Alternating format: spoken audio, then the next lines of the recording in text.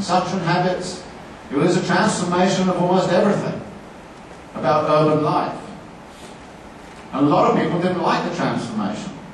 They thought it was flippant, they thought it was retrograde, they didn't, so there was a lot of opposition.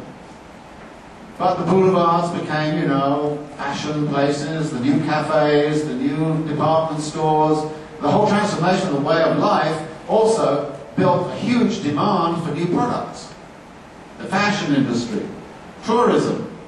You think tourism is a new thing? By the way, Second Empire, Paris, was full of it. You set up spectacular events, the world exhibitions. You think the Shanghai thing is kind of a new idea?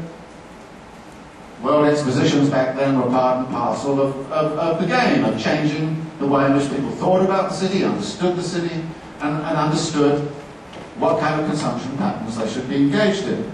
So it was a transformation of urban life. The only problem was that, of course, Haussmann relied heavily upon those credit institutions. And in 1868, all of the credit institutions ran into trouble. Somebody started to ask the question, is there anything inside of those credit institutions? And the answer was, no, not much. Furthermore, Haussmann had used incredible creative accounting systems to allow him to continue his works. This all crashed in 1868 because the credit institutions could not bear the burden any longer. And when it crashed, Napoleon didn't know what to do, so he tried to liberalize the empire, he tried to co-opt the working class, he tried all kinds of things, and then he did what other people often do. He went to war with Germany, but unfortunately he lost, and he lost very badly. And then, as a result of this, in the vacuum, we got another revolution of 1871, the Paris Commune, where people tried to take back the right to the city. From all of the property speculators, all of those people who had transformed urban life, and they tried both to restore the past, which in my view is not a good idea, but also to contemplate an entirely different urban future, which I think is a great idea. And the Paris Commune was a mixture of doing that. So the Paris Commune then was, if you like, one of the great movements of an attempt to regain the right to the city on the part of those people who had been dispossessed, because Haussmann had not only engaged in this productive activity, he had also engaged in a lot of what we call creative destruction. He had expelled a lot of the working class from the center of the city. He'd done it two ways. Forcibly, by saying, well, they're insalubrious. The jobs they're doing are dirty jobs, like tanning and all this kind of stuff. And get them out of there. Use the environmental argument to get them out of there. Watch out for the environmental argument. It's a very good way sometimes to get poor people off high-value land.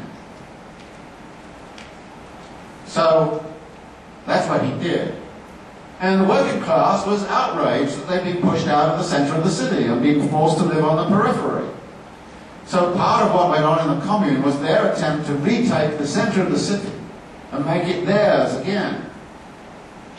To come back in and to rebuild the city in their image, not in the image of the property speculators, the financiers, imperial authority, big capital, and the like.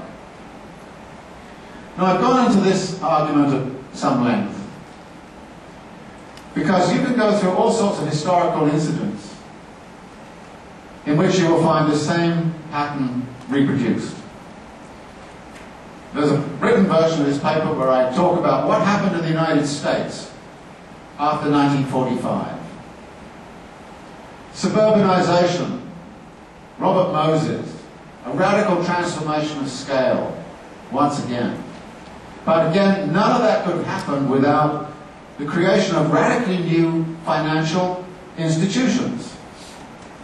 And the financial institutions also were about trying to change political subjectivities in the United States. Suburbanization was about individual home ownership. What suburbanization led to was a political attitude which was individualistic and in which many of the classical solidarities that had existed in central cities were broken down.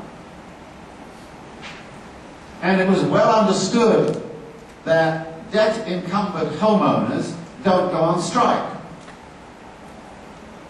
It was well understood that home ownership could be actually used as a vehicle of political control. What this led to was the vision of the house as not a home, but as a form of long-term saving, in which people became very concerned to protect the value of their savings, which meant keep anybody out who might threaten the value of that property. It became exclusionary. And the homeowner associations became like little neighborhood fascist organizations, keeping anybody out who might threaten the value of anybody's property. So that the political apparatus, the political attitudes changed. But again, there's a certain similarity. Because as this process went on, by the time you get to the end of the 1960s, people are getting angry at suburbanization. Some of the most famous feminist books of that period describe the suburb as their big enemy.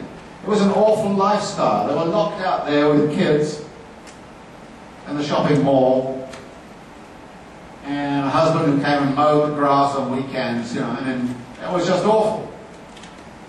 So there was a revolt, if you like, against the suburbs, and that played a very important role in what happened in the late 1960s as the movement became an urban lifestyle movement in many ways, and particularly in places like Mexico City, where the students were massacred. It was a middle-class lifestyle movement more than anything else. And much of what went on in Paris was about the attempt to protect Paris from the big property speculators, the giants who were going to invade the city. So the local social movements, the ecologistes at the time, were not concerned about ecology in the sense that many of us now think of it. They were concerned about urban quality of life. They wanted to protect the neighborhood cafe and the way of life of the city.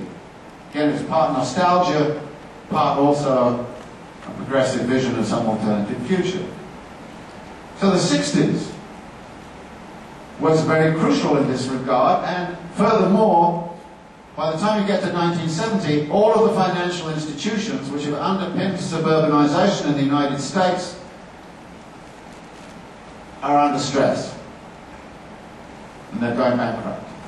But one of the things that Robert Moses did was to do exactly the same as Haussmann.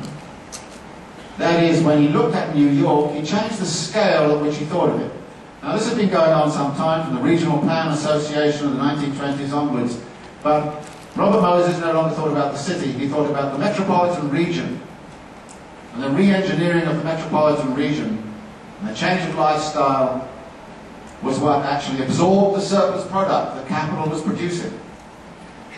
And my thesis is, if it had not been for suburbanization, the United States would have gone back into the equivalent of the 1930s depression very quickly after World War II. It was the re-engineering of the urban world, not only in terms of the highways and the houses, but also in terms of the things like the dishwashers and the refrigerators and the lawnmowers and all the rest of it, which changed lifestyle and absorbed the surplus product. The surplus product went into all of that. Now, this brings us, if you like, to the present conjuncture.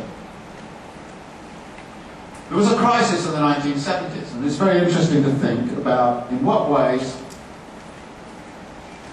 has the transformation and urbanization over the last 30 years played a significant role in allowing capital accumulation to move out of that crisis.